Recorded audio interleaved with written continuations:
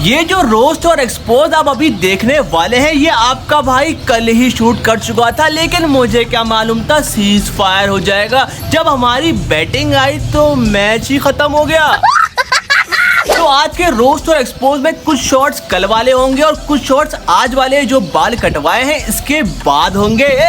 बिल्ली चीना के निकाली। वैसे आपस की बात है, अल्हम्दुलिल्लाह अल्हम्दुलिल्लाह माशाल्लाह आपके भाई के बालों की आधी से ज्यादा दुनिया जो है फैन थी, और अब कैप पहने बगैर वीडियोस बनाएंगे तो फैन फॉलोइंग तो और बढ़ जाएगी भाई। कैसे हो गया? तो चलिए अब धंधे पे लग जाते हैं, रोस्ट और एक्सपोज शुरू करते हैं। सारे बोले king back king back king back. तो आज हम जिसको रोस्ट और एक्सपोज करने वाले हैं वो है the king of the ring of the माँ बहन दिखाओ व्लॉगिंग, यानी कि टटओ डक्की भाई। डक्की भाई के कंटेंट से कभी भी हमारे मुल्क पाकिस्तान को या हमारी यूथ को कभी भी कुछ फायदा नहीं हुआ, बल्कि उल्टा बिगाड़ा ही है हमारी यूथ को। आज हमारी बहन के 100 के फॉलोअर्स हो गए हैं, तो केक कंप्लीट हो गया है। प्लान है बट साहब, क्या प्लान है आज का? छिक्कर मारे जाए आपको उतने कम है। Why are you asking me to teach the kids? Content बनाने वाले को व्लॉगर से कंपेयर क्यों कर रहे हो? It's like comparing कायदे आजम Atif Aslam. Cannot compare both of them. इस पागल आदमी को ये बात अभी तक समझ नहीं आ रही कि भाई तुम जो करते हो तुम्हें देखकर बच्चे वो चीजें फॉलो करते हैं। तुम अपने चंद डॉलर्स के लिए बच्चों की जिंदगी खराब कर रहे हो। अभी कुछ टाइम पहले डक्की भाई पे FIR भी हुई थी कि डक्की भाई ने गाड़ी के डैशबोर्ड पे पाँव रखे और आंख बंद करके ड्राइविंग करते हुए वीडियो अपलोड करी थी, और फिर FIR हो जाने के बाद डक्की भाई कुछ इस तरह की एक्सप्लेनेशन दे रहे थे। सो के गाड़ी चला रहा हूँ, विच इज टोटली फॉल्स। मैं सो नहीं रहा हूँ, ऐसा वीडियो में सिर्फ लग रहा है। आपको ऐसा लग रहा होगा कि जी मेरी दोनों आंखें बंद हैं, लेकिन सही बताऊं तो मेरी राइट वाली आंख खुली हुई है। साले का खोपड़ी तोड़ साले का। अब अगर डक्की भाई को देखकर कोई बच्चा ये स्टंट अपनी गाड़ी पे करे और उसका एक्सीडेंट हो जाए तो फिर उसका जिम्मेदार कौन होगा? डक्की भाई। पूरे मुल्क में जंग के हालात चल रहे थे, इंडिया वहां से अटैक कर रहा था, पाकिस्तान यहाँ से जवाब दे रहा था, और हमारे डक्की भाई क्या कंटेंट बना रहे थे? बाबर आजम के साथ लड़ाई हो गई, सरप्राइज गॉन रॉन्ग, और अगर आप थंबनेल में गौर करें तो ये फेक बाबर आजम है। यहाँ बॉर्डर पर पाक फौज लड़ रही है, उसकी कोई टेंशन नहीं है, माँ की आंख में अपना कंटेंट बनाऊंगा, डॉलर छापूंगा, लेकिन डक्की भाई 1 मिलियन व्यूज भी नहीं आए क्योंकि आवाम पाक फौज को देख रही है, आप जैसे नमूनों को नहीं।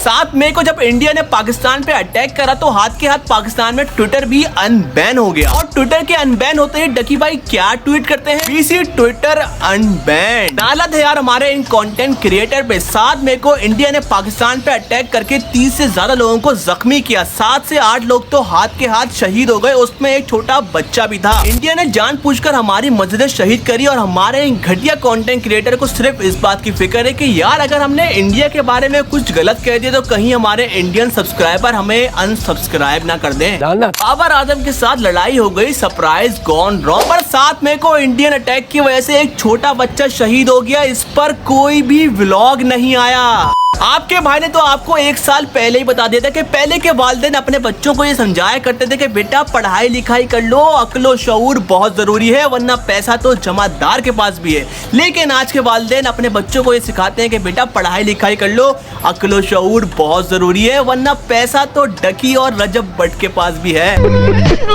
रजब भट्ट की फिर भी तारीफ बनती है क्योंकि उसने कल एक पूरा व्लॉग बना के पाक आर्मी के हक में बोला है, जहाँ जो सही होगा उसकी वहाँ पे तारीफ करेंगे और जहाँ जो गलत होगा उसको वहाँ पे रोस्ट और एक्सपोज किया जाएगा।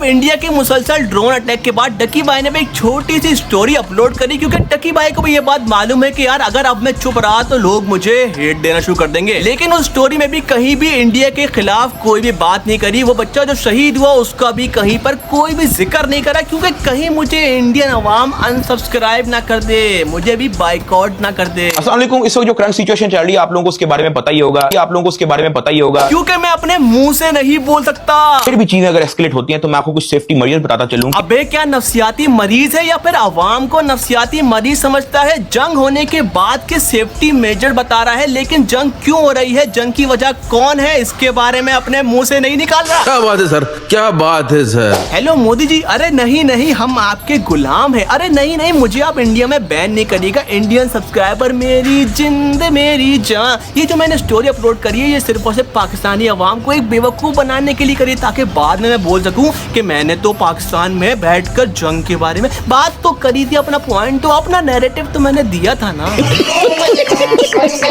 मेरा काम है आप लोगों की आंखें खोलना, पर फैसला आपके हाथ में है कि या तो आपका इन जाहिल कंटेंट क्रिएटर से बेवकूफ बनते रहने का मूड है या फिर इनको अनसब्सक्राइब करके इनको बायकॉट करना है।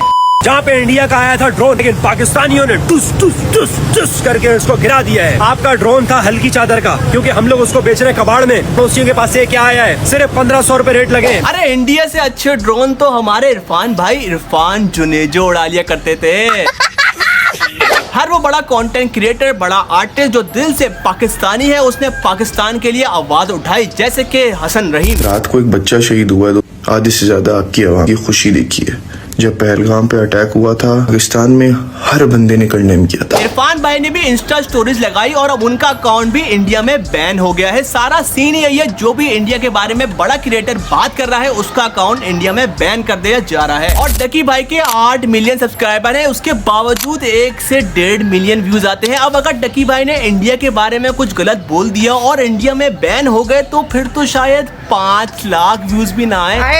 और इसी जगह पे एक और मेरा फेवरेट कंटेंट क्रिएटर है, इंस्टाग्रामर है रजा। जरा आप लोग ये खुद देखें। हमारे वालों की जान ले रहे हैं। अब अगर घर में घुसेंगे, बच्चा बच्चा सर पे कफन बांध देगा। शाहीनों से लड़ा नहीं जा रहा, अभी टुच्ची टुच्ची हरकतों पर आ गए, इसका अकाउंट बैन कर दिया। तो भाई तुम सारी जिंदगी बैन रखो, हमारे वालों को दिखा के हमें करना क्या है? अरे ये होता है जज्बा, सारी जिंदगी बैन रखो। हमारे लिए अल्लाह के फजलो करम से हमारी पाकिस्तानी अवाम लाजवाब अवाम, इबादुर रहमान ऑफिशियल आर्मी, यही काफी है हमारे लिए। अब फैसला आपके हाथ में है कि इन दोगले क्रिएटर्स को ही फॉलो करना है या फिर हमें लाइक कमेंट और सब्सक्राइब करके हमारे इस मैसेज को आगे पहुंचाना है। सीधी बात यह है कि सब्सक्राइब बटन दबाए बगैर और कमेंट किए बगैर यहाँ से जाना नहीं। और डकी भाई अब अगर कोई बात करते भी हैं इंडिया के बारे में है तो अब वक्त जो है गुजर गया, अब आपकी असलियत जो है अवाम ने देख ली है। तो मिलते हैं तुम लोगों से अगले धमाकेदार एक्सपोज और रोस्ट में, तब तक के लिए अल्लाह हाफिज।